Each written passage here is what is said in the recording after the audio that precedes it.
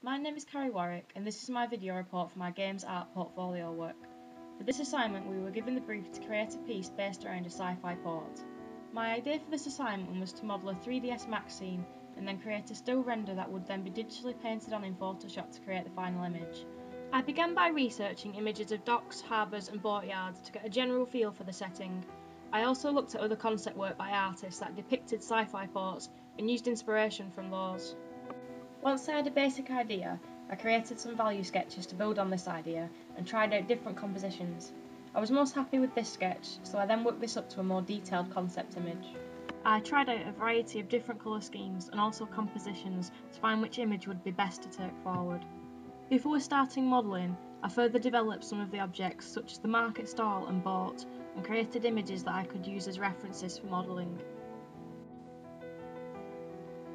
This is a video showing how I came up with a variety of different concepts for the look of my ship, and the one which is currently being drawn is the one I developed further.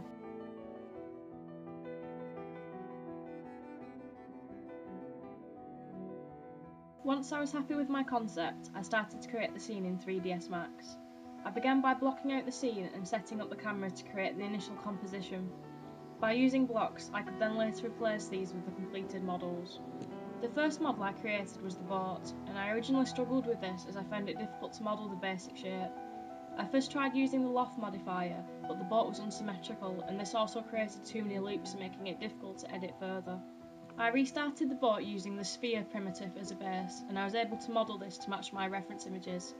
I used the railing tool to create my railings following a spline which went around the edge of the boat, and the sails were created using box primitives with a bend modifier, along with shapes made with the line tool for the actual sails. All other parts of the model were created and then pushed through.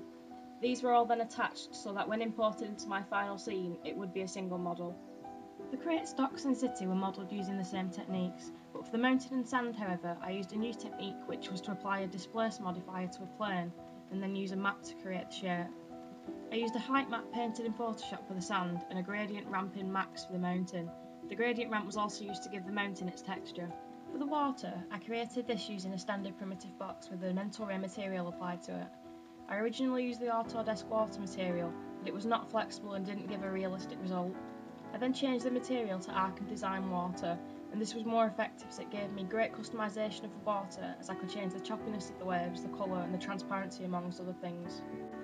Once all of the models were completed, I then merged them into my blocked out scene and replaced the blocks with the models.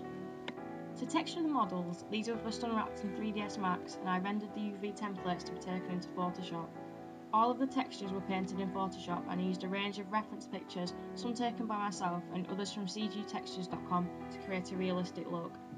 For the lighting, I used the daylight lighting system with a mental ray sun and sky. This was more effective than simply using a 3-point lighting system, as it more closely emulated the light and the way it bounces to create realistic lighting and shadows. The completed scene was then rendered at 2880 by 1620 pixels to be further edited in Photoshop. This was the original composition, but the image didn't flow well, so it was later changed to follow the rule of triangles, which was more pleasing. At this point, I also used render passes in 3ds Max to create the Z-depth image, which would allow me to create a depth of field effect later in Photoshop. Alphas were also made of each component in the scene, as these could be used in Photoshop to isolate the component, making editing only that part very easy. I then started to complete the image in Photoshop by hand painting the fine details such as the city, the breaking of the waves on the shore, the boats and footprints in the sand. I rendered the image at twice the final size, as this would ensure that all details remain sharp when I resized it. The following images show the development of the piece in Photoshop.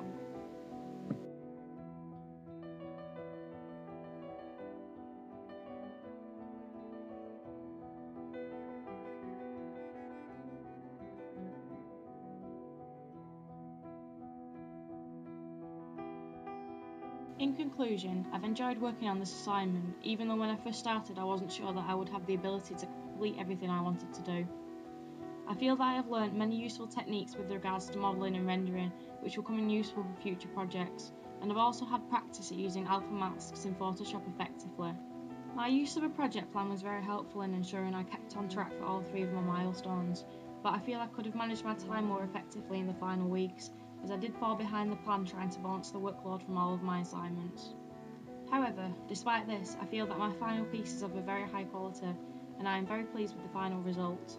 In future, if I were to create a piece similar to this, I would spend more time at the texturing stage in 3D, as I feel I might have relied too much on Photoshop to fix texture issues that could have been avoided if they were done correctly at the beginning. Thank you very much for watching.